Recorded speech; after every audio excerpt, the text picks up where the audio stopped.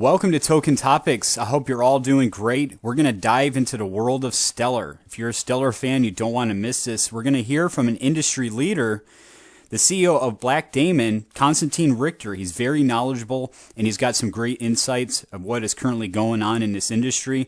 We're also going to hear from Denelle Dixon in that interview. Also, we're going to check out a new Stellar partnership through MoneyGram. You're not going to want to miss this.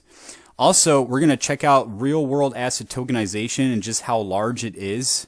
So we're going to go over these topics and more. If you're a Stellar fan, you don't want to miss this. Please do subscribe and hit the like. It does help the channel. With that out of the way, let's go ahead and dive in. All right, everybody, the $20 cash back in XRP was a success. In fact, it was such a great deal that we have decided to continue it. Yes, that's right.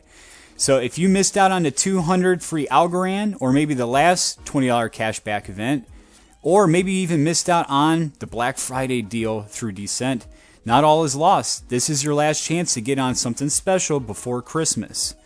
If you purchase a DCENT wallet through Token Topics through an affiliate link, you can receive $20 cashback in XRP. It's simple. All you do is purchase a wallet through Token Topics, then you fill out a form, and then you relax. And the rewards will be sent out on the 30th of December.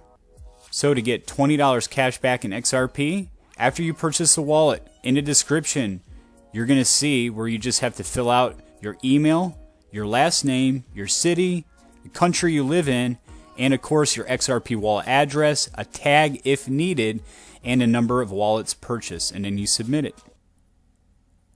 Next, I'd like to show this. This is big. And it just shows what's on the horizon. Tokenize real-world assets, or RWAs, could grow to a $10 trillion market by 2030 as crypto converges to TradeFi. Wow. That's a lot of money coming. Here is an excellent announcement. This is exciting. Cinco tweeted that they're thrilled to announce an integration with the first of its kind global crypto-to-cash, cash-to-crypto on and off-ramp service for digital wallets launched by MoneyGram, and it runs on Stellar. So Cinco, the global digital payments wallet, announced an integration with the first of its kind global crypto-to-cash, cash-to-crypto on and off-ramp service with MoneyGram. So this integration aims to provide Cinco users with a seamless, safe, and efficient solution for cross-border transactions, further enhancing the digital wallet's capabilities powered by the leading Stellar blockchain and MoneyGram's vast global retail network. Cinco users can load their digital wallets to access the digital economy or cash out their digital currencies to increase the utility of their holdings. By integrating with MoneyGram's extensive global network, Cinco users will now have access to an even wider range of international money transfer options, making sending and receiving funds across borders more convenient and affordable than ever before. This is truly awesome. All right, let's listen to some industry experts. Let's get some insights of what is going on with this technology and businesses adopting it. We're going to hear from the CEO of Blockdaemon, Konstantin Richter. He's very knowledgeable of this technology and what is currently being developed and what is being adopted. We're also going to hear words from Denelle Dixon. Now, before we do so, let's get a better understanding of this company. They are partnered with Stellar and Circle, and let's see what they're all about. All right, Konstantin said it best. They are probably one of the largest, if not the largest, least known blockchain business out there. You know, if that makes sense. Not that they are the largest least known about. All right, so they are a leading blockchain infrastructure platform. Blockdaemon is the leading provider to support the growing market for blockchain services. So this is a big deal. So at Blockdaemon, they empower businesses to quickly deploy and iterate innovative blockchain applications. They aim to reduce the complexity of working with blockchains through quick and easy configuration monitoring for high availability, quality of service with institutional grade security. If you want to really change the world, you need to change, you need to be able to work with existing systems to then get real scale. And so I think the choice we've made, I'm really actually a very deep crypto believer, and I believe and love crypto because I do think nation states have some explaining to do. And I do think monetary policy of individual nation states doesn't aid the humanity as a whole, and like there's a lot of things around how we distribute value and middlemen and all that type of stuff that I think crypto is a potential answer for. And I do think that there's a part of it like that needs to be completely outside that system, but there also needs the part of it that changes and works with the existing system. And so I believe that the biggest on-ramps to crypto over time are going to be companies like JP Morgan. And so like just sort of not working with them and say, hey, your billion customers aren't of interest to us is foolish and elitist also, frankly, because the normal person, is not somebody who currently can really engage in crypto easily. And that's just the truth. And that goes back to this. We're still in the Pirate Bay day of digital money. You still have to kind of, you're still in a complex world. We're still very far away from an experience like a music and Spotify, where it's like, oh, this is really easy. I can get every music I want, and so forth. And so I think we've made a lot of progress, but there's still a long way to go. But I am excited because I do think there was a systemic change in crypto, sort of to the end of last year, early this year, that is important for us, which is really bringing things on chain, chains being developed that allow for really smart application of smart contracts. Some of the Stellar projects fall among that. And so I think the next step is getting things on chain and moving a little further into the trust spectrum of the technology. And so I think that's also what I find really exciting. Yeah, no, I think that that's true. I think that the thing that I've seen even over the last year, which is such a big difference in this space, and just having come from basically the wild, wild west of Web 1 and 2, when everybody thought that we could also thumb our nose at government and do lots of different things and tell everybody they didn't understand what we were doing, and taking that learning and really trying to say, actually, we need all the players is such an important thing here. I'll tell you a funny story. When I first met with MoneyGram, who we now have a very deep partnership with, the CFO said, have you seen your website? And have you seen the way that you talk about us on your website? And it was very funny because the way that we talked about MoneyGram on the website in 2019, when I first met with them, was basically that they were this antiquated animal that we were going to disrupt and remove. When in fact, really what MoneyGram and JP Morgan and all of the players that are on the edge and actually have the on and off ramps are exactly the things that crypto and blockchain need and that all chains need. So it was a really eye-opening experience for me when I went back and looked at our website and said, we always have to think about what we want the future to look like. And this isn't what we want the future to look like. So one of the things that I have to ask you, because I've known about Blockdaemon for a really long time, but how did you come up with the name? I mean, it was very basic. I mean, I started Blockdaemon, talking to friends and collaborators early. I made a list, like I wanted to build a Heroku for blockchain, really kind of sort of something that felt like picks and shovels is probably good. I kind of saw the token craze and was like, oh, that's probably not going to stick around. And so I started fairly strategically with the positioning of the company and like selecting a vertical I felt my skill set is most suitable and for, which I wanted to be long-term, not as exposed to crypto volatility maybe as I am though. And so I also wanted to pay homage to some of the things in crypto I care about. And one of the books, for example, that influenced Vitalik is a book called Daemon. And Daemon was a book I read. And in computer science, a daemon is an operating system that runs silently in the background. And that's exactly what I wanted Blockdaemon to be. And so just really sort of not be visible in the craziness of crypto, but being at the back of it, making it functional. And so daemon was really the word I was excited about. I had a bunch of others. It could have gone along a lot of different ways, but I liked daemon, and then Blockdaemon was available and seemed like a good idea. And so in the beginning, it's funnily enough, sometimes it still comes up with some of our larger partners who look at it as demon and are like, "Ooh, are you like, why is it a demon?" I'm like, "It's not a demon, it's a daemon." It's actually, but obviously we like the naughtiness of it a little bit, and thus our logo with the horns and stuff. Exactly. I was going to say you lean into the naughtiness a little bit, but yeah. It's and that's the fun part too. We do want to be disruptors. I mean, for sure, but we need to do it at an interesting scale. But yeah, so the name is actually really important to us. And so Daemon is still the operating principle of the company, which is we want to be more silent, more in the background. And I think the way I think of the business often is, we're probably maybe the largest company in crypto that is the least known, like kind of so like when actually it's interesting to me how much we do and a lot of people don't know, and that's actually kind of good, like we don't necessarily want people to know, and so we've been sort of opposite of the hype cycle, right? And so that was also a choice.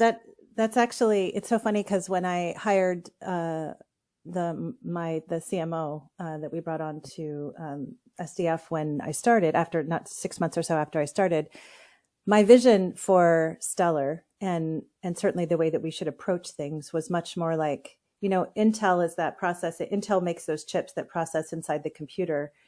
People don't really know what the chip does most of the time and like what Intel is, but they see a little logo on top of a computer. It says Intel inside or AMD or whatever. And they think, oh, okay, I've heard of that before.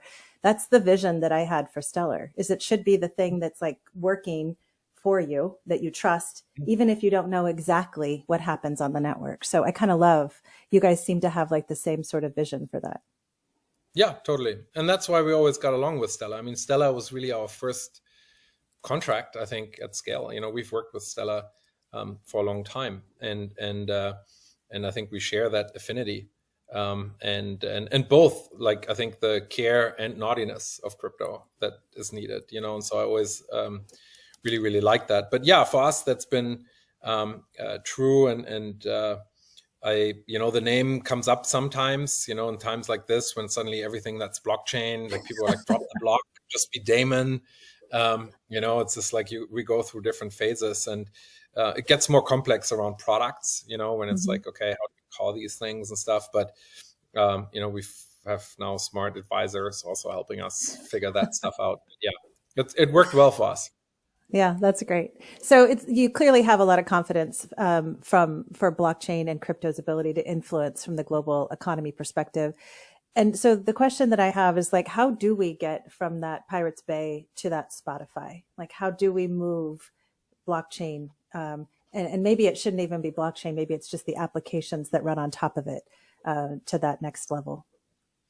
Yeah, I think one is for us, we want to do our part by, the last 5 years, I believe Blockdaemon was the largest importer of compute to crypto, right? And so we run 150,000 nodes. We run a lot of infrastructure for a lot of folks, and our goal was to make that easy, right? And so to bring compute to crypto that powers and enables these networks at large scale, and we do that by selling nodes and access to these networks, and we use the latest cloud tools and the best technology and also bare metal to kind of make that possible for institutions. So, and I think now we've achieved that. There's a lot of infrastructure available. There's a lot of, a lot more awareness on how to do that. And now we want to push people up the stack, which is ultimately our goal and it's an ambitious one, but we want to really commoditize that whole layer. We don't think anyone should work on software on how to run a node or how to connect to a protocol. They can just use our software, do it, and be done with it. And I think people should, instead of investing in like, let's hire 50 engineers and try to be our own part in a decentralized network, rather be part of an open source software community like ours over time, where you can participate in writing code that allows people to run their own nodes and institutions to do so. Now, institutions have a different need. They need SLAs and other bits and pieces, and that's where the business angle is for us. So over time for us, we want to move away from the infrastructure part, that's cloud and rare compute, to ultimately the APIs that allow you to earn rewards, to on and off ramp assets, to package assets in custodial brackets of MPC wallet, and to also ensure these gateways and cross-chain settlement. And so what that means, we wouldn't ever settle anything, but that we want to run sequencers and transmitters and relayers across these networks for institutions to ensure that the end user has the best user experience without these institutions having to engage with any of those crazy L2s, for example. And so that's kind of what we do, and so we have 3 distinct products. One is Access, which is, the one we're partners with Stellar on, for example, which is our full node and API business. And Stellar is one of the protocols we support in both, on the API side as well as on node side. Stellar was for a long time our entry card into selling any node, because Stellar nodes are actually not easy to run, no offense. And so very often people reached out and asked for help. Like Bitcoin is a little easier. It's just like, it's fairly easy to run a Bitcoin node, but with Stellar, hey guys, indexing a Stellar node is very, very hard. And so we've developed an expertise in that area, and that was good for us because not a lot of people could do it.